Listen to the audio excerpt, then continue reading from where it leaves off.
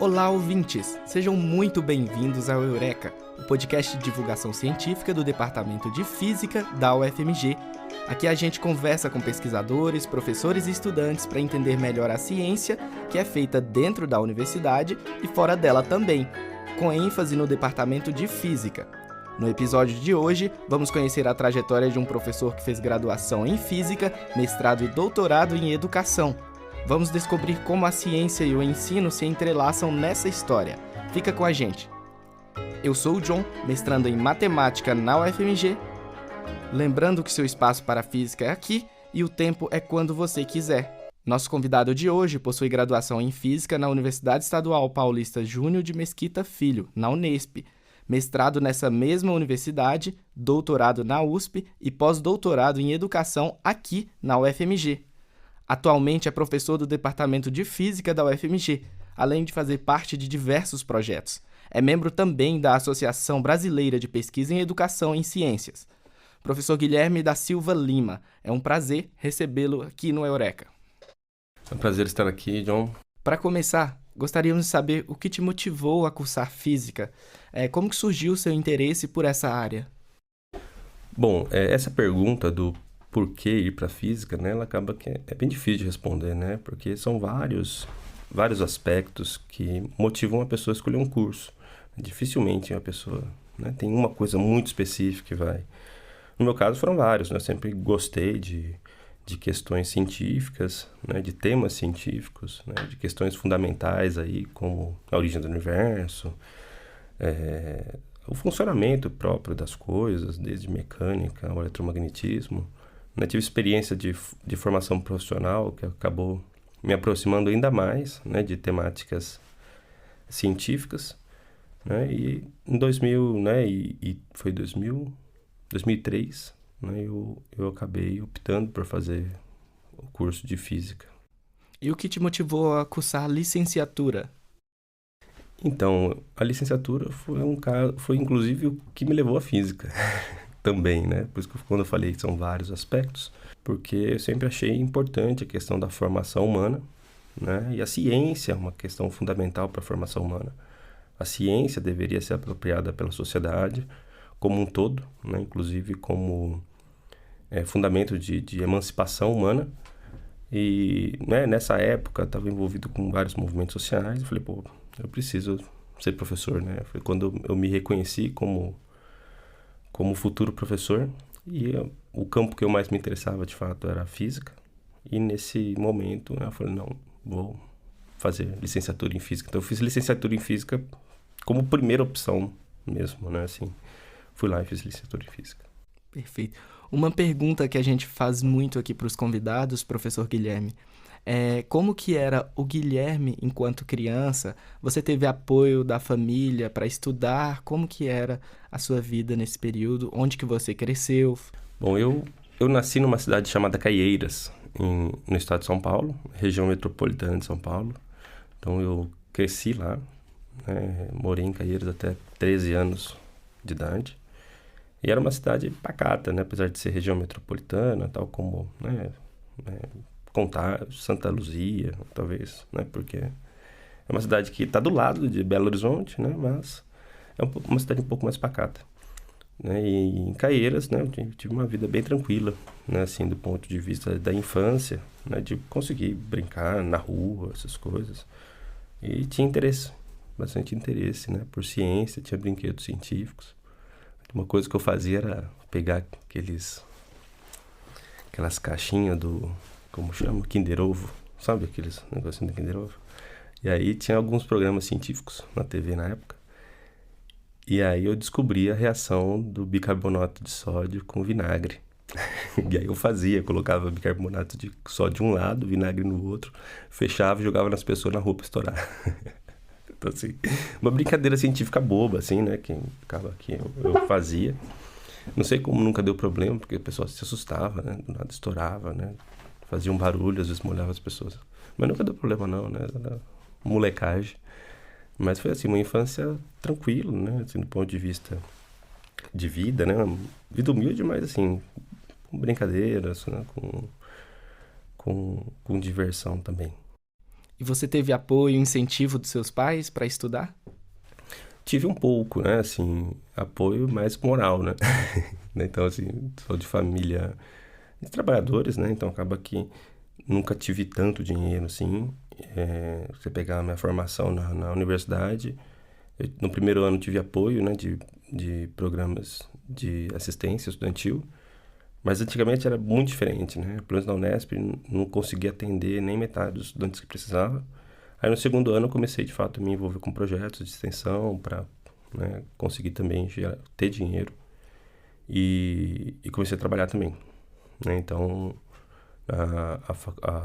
a graduação fiz, né, lecionando já, né? Eu comecei a lecionar no segundo ano da graduação.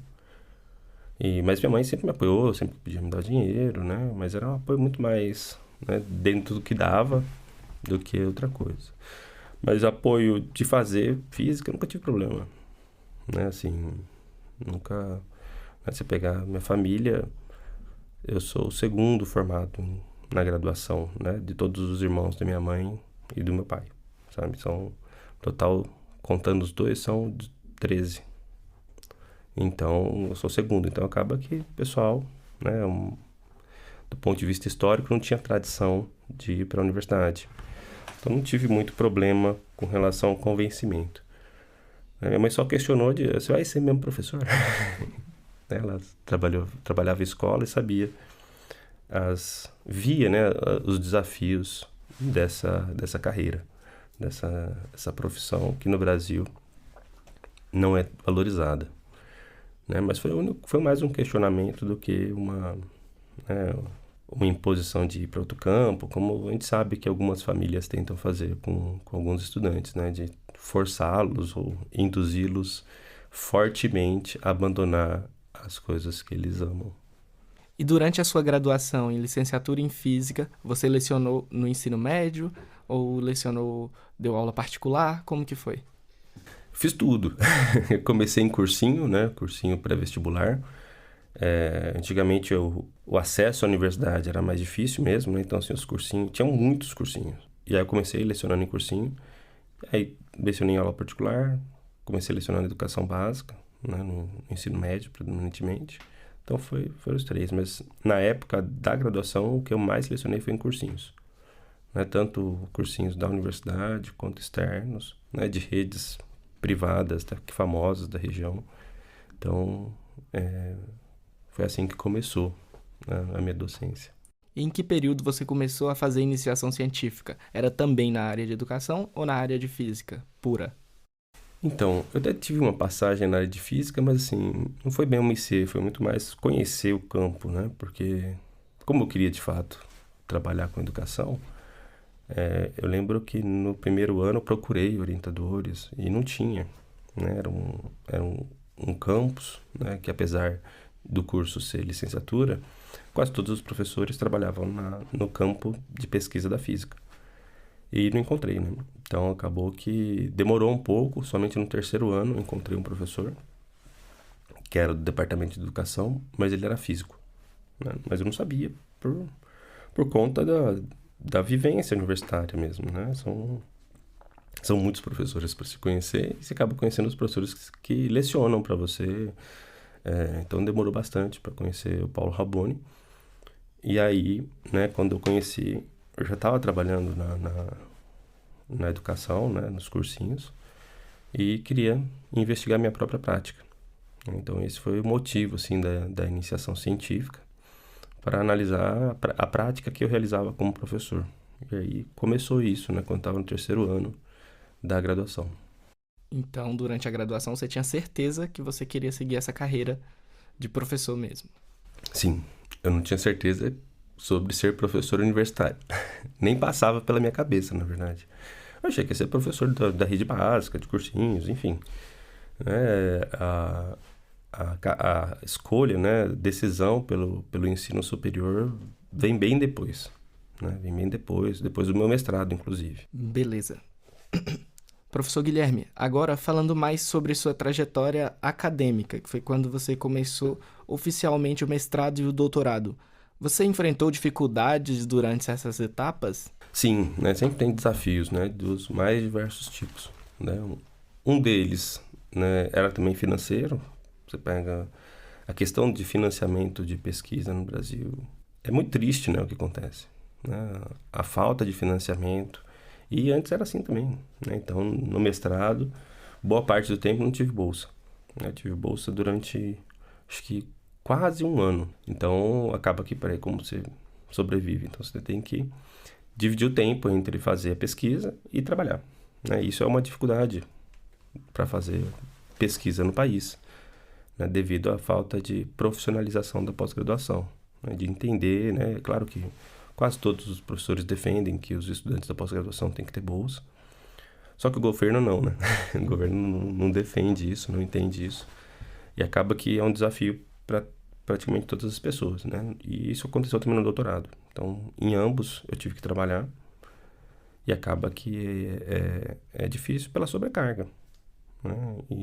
E outros desafios da pesquisa aparecem também, né? Você pega no caso do mestrado, eu fiz uma pesquisa de campo, então tinha que fazer acompanhamento em sala de aula. Eu acompanhei um professor durante um ano inteiro, né? E ele, na hora de fazer a gravação, ele não se sentiu confortável de fazer a gravação e acabou que eu não consegui registrar os dados que eu precisava, as situações de ensino que eu precisava. Isso atrasou a pesquisa, né? Mas é uma coisa comum e, assim, nós precisamos entender também a pessoa. Esse é um compromisso ético da pesquisa em educação, que a pessoa pode, né, ela se dispõe a pesquisar, né, participar da pesquisa, mas ela pode se retirar a qualquer momento. Então, às vezes, né, ele se sentiu desconfortável, tinha alguns problemas pessoais também, e acabou que eu não consegui fazer registro, isso atrasou a pesquisa muito, né, porque eu acompanhei as aulas dele de abril a novembro. Então, foi um ano inteiro de pesquisa que que eu deveria ter feito os registros, contudo, né, não fiz, só consegui fazer no ano seguinte. Então, isso foi um atraso substancial. No doutorado, empecilhos como esse na pesquisa eu não tive, né, por causa do tempo, né? O mestrado é pouco tempo para fazer, por exemplo, pesquisa de campo, né? É comum fazer, mas o tempo é mais curto. No doutorado, né, participei de um grupo que estava muito mais organizado para fazer esse tipo de pesquisa. Então, eu não tive problemas, assim, empecilhos, né? Inclusive, o doutorado foi muito mais tranquilo, assim, de fazer, até pelo tempo maior. Então, de forma superficial, o que você trabalhou durante seu mestrado e do seu doutorado? No meu mestrado, eu pesquisei as interações entre professores e estudantes na educação básica, quando havia situações de uso de experimento. E no doutorado, eu analisei como o professor usa a divulgação científica em situações educativas. Professor Guilherme, você fez o seu pós-doutorado aqui na UFMG, né? O que te motivou a vir para cá? Bom, o pós-doutorado eu fiz quando eu já era professor, né, universitário, já estava na carreira do magistério superior, né? Eu era professor da Universidade Federal de Ouro Preto e, né, era um momento que eu precisava mesmo, né, de aprofundar a investigação, os campos de pesquisa que eu estava. Bom, o UFMG é uma referência, né, uma referência nacional, internacional. Eu estava em Ouro Preto, que é muito próximo de Belo Horizonte, talvez a universidade mais próxima da UFMG, do ponto de vista de distância mesmo, e queria tentar aproximar, né, com algumas pesquisas, né, especialmente com a pesquisa do Orlando. Então, foi meio que esse o motivo, né? Uma universidade de referência, o Orlando foi o professor que me recebeu na FAI, também trabalhava com interações discursivas há muitos anos, né? Uma referência. Então, não tinha por que não vir, era um dos melhores lugares possíveis para vir dentro do Brasil. E você deu aula em universidade, a primeira universidade que você deu aula foi a UFOP, né? Na verdade, não. A primeira universidade que eu lecionei foi a Unesp. Quando eu estava no mestrado, né, precisava de um professor substituto e acabei lecionando lá em 2008. E aí eu passei por uma série de outras universidades, mas não como professor efetivo. Então, depois da Unesp, eu lecionei na UFSCar, eu lecionei na Unisal, da rede privada, na Universidade, na FAGE de Jaguariúna, que é da rede privada, na USP também. Na USP também fui professor né? No caso das universidades públicas, né? Unesp, UFSCar e USP, eu sempre fui professor substituto. E aí, depois disso, eu fui para Federal de Ouro Preto, já como professor efetivo. E agora eu tô aqui. Como que foi o seu primeiro contato em sala de aula, dando aula numa universidade? Você se sentiu apreensivo? Como que foi esse primeiro momento? Ah, não, o primeiro momento é complicado. Sempre é complicado a primeira vez que entra em sala de aula. E aí não só na universidade, né? Na educação básica também foi, né? Porque sempre tem um questionamento, né? E o medo de não falar alguma bobagem, né? De conseguir articular os temas da aula. Então, foram difíceis os primeiros momentos. Só que a prática acaba que tranquiliza a gente, né? Então, assim, não tenho frio na barriga mais quando vou entrar numa sala de aula. É muito mais pela experiência, né? De conseguir fazer bem essa atividade. Perfeito, professor. Eu fiz licenciatura em matemática e aqui, num dos nossos episódios, a gente entrevistou a professora Michele Rideme Ueno Guimarães. Ela também é física e pesquisadora. E ela comentou que há um certo preconceito em relação à licenciatura, como se você escolher essa área fosse fugir da física pura. No meu caso, como se escolher licenciatura em matemática fosse fugir da matemática pura. Como que você responderia a quem pensa dessa forma? Bom, é uma pena que tem pessoas que pensam dessa forma, né? E tem, a gente sabe que tem. Não sei se é a maioria, se é a minoria, mas eu sei também que tem uma série de pessoas que não pensam assim. Acho que é importante fazer essa diferença, né? No sentido de não negar a existência desse preconceito, mas de entender que também tem um monte de gente que sabe da importância de ter professores de física e de que não é uma fuga, né? Acho que uma coisa que é muito importante as pessoas entenderem é que um professor de física tem que saber muita física. Então, assim, um professor de matemática, né, no seu caso, tem que saber muita matemática. O domínio do conteúdo específico, né, do professor, né, do conteúdo que ele vai lecionar, é uma condição fundamental para ser bom professor em qualquer área. Então, assim, o professor em física tem que saber tanto a física quanto o bacharel em física. Talvez em graus de profundidade um pouco distinto do ponto de vista do domínio matemático. Mas ele tem que entender todas as leis fundamentais da física, né? As questões, as relações básicas sobre a explicação dos fenômenos naturais, porque senão ele vai ensinar o quê? Então, assim, é uma questão básica, é muito mais uma incompreensão, né, do que é necessário para ser professor, né? Eu acho que isso, talvez, essa incompreensão seja o motivo principal desse preconceito, porque se nós considerarmos esse fato de que a física é fundamental, do domínio da física é fundamental para ser um bom professor de física, o domínio exclusivo da física não é capaz de fazer um bom professor de física. Para ser professor é preciso dominar outras coisas além da física, como entender o que é o ser humano. Afinal de contas, o objetivo da educação é formar o ser humano. Como, né, conseguir atingir um objetivo educacional desse sem saber o que é o ser humano? Sem saber o que são as relações sociais? Sem entender, por exemplo, questões de socialização de saber, de didática? Então, a docência, ela exige alguns saberes que vão para além do próprio conteúdo a ser ensinado. Não é uma questão, né, de fugir da física, é uma questão da especificidade do trabalho que será executado pelo estudante que está em formação. Então, né, se a gente pensa do ponto de vista das horas, né, dedicadas a cada campo, evidentemente que não dá para o estudante de licenciatura dedicar as mesmas horas que o bacharel, porque senão ele vai ficar 10 anos na universidade, né? Talvez não 10, mas 6, né? Que é dobrar e aumentar significativamente o tempo de formação. E aí nós teríamos outro problema, né? O pessoal já não quer fazer licenciatura. Se aumentar o tempo do curso, como é que fica? Né? Então, São problemas mesmo, né, da formação docente, mas esse preconceito ele precisa ser superado, né, no sentido de entender que, um bom professor de física tem que saber física. Tem que saber física, né, muito bem. Já caminhando para o encerramento desse episódio, que conselhos que você daria para estudantes que desejam seguir uma trajetória parecida com a sua? O que eles podem esperar pelo caminho?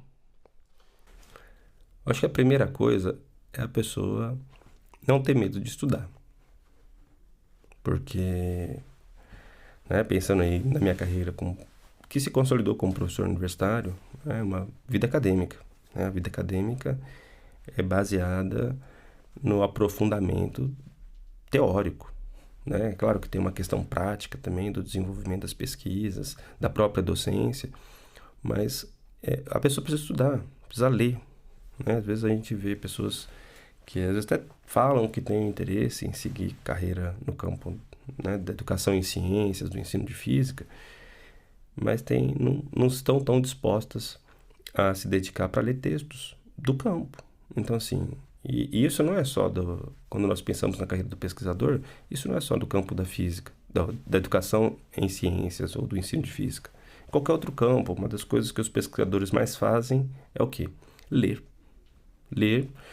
as pesquisas que estão sendo realizadas. Então, eu acho que a primeira coisa para quem quer seguir uma carreira acadêmica no campo do ensino de ciências, do ensino de física, é se aproximar, de fato, das atividades de pesquisa desse campo, que envolve estudar. Estudar desde aquilo que está no horizonte do conhecimento, as coisas novas, quanto os clássicos. Né? Os clássicos são fundamentais para a formação de uma carreira. Né? Que nem falar um físico, né? Um físico estuda diversas coisas clássicas. A mecânica newtoniana, um conhecimento clássico que, né, ele foi superado, ainda que ele seja válido na maior parte das situações cotidianas do mundo macroscópico, ele não consegue explicar tudo.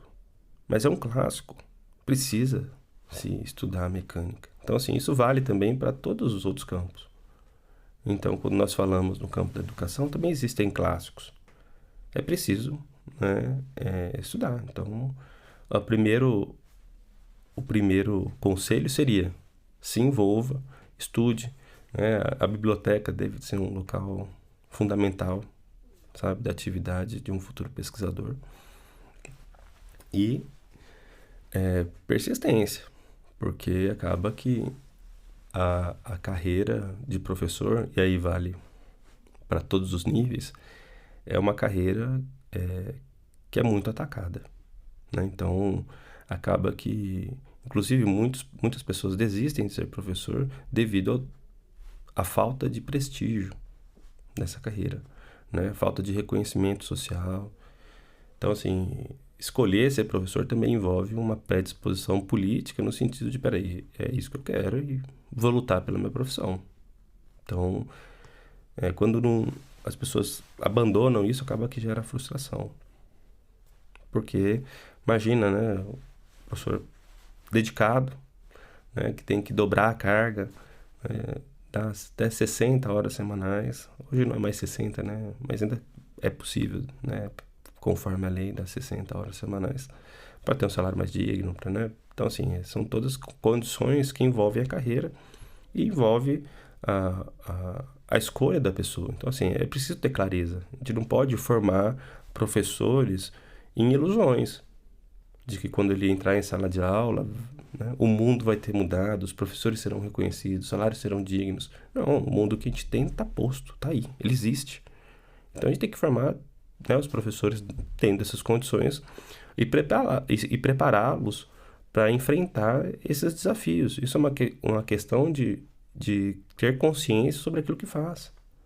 Então, eu acho que os principais conselhos são esses, né? Assim, estudar, se envolver com as atividades, de fato, e ter clareza da carreira, né? De quais são os desafios, porque para qualquer carreira, toda carreira, ela é escolhida também por compromisso político da pessoa, ainda que a pessoa não tenha clareza disso, né? Mas é uma escolha, né? que ela faz. Então, eu acho que essas são as principais coisas que eu recomendaria para a pessoa. Perfeito, professor. Tem mais alguma coisa que você deseja acrescentar? Bom, para acrescentar, né, que eu falei aí nessa desvalorização da carreira, acho que não é para desmotivar ninguém, é muito mais para ter clareza e entrar numa profissão que demanda disposição para a luta. O mundo, como eu disse, ele existe, né, mas ele não existe no sentido etéreo, eterno, né? O mundo, ele pode ser modificado por nós. Então, para além, né, desse compromisso, né, da escolha política, ter clareza que é possível transformar a educação, é possível transformar a sociedade, para também não desmotivar totalmente, né, as pessoas. É possível mudar o mundo. É claro que sozinho ninguém muda, mas assim, a história da humanidade mostra isso, né? Há 10 mil anos atrás, a humanidade estava fazendo seus primeiros escritos, né? Primeiro escrito, sabe?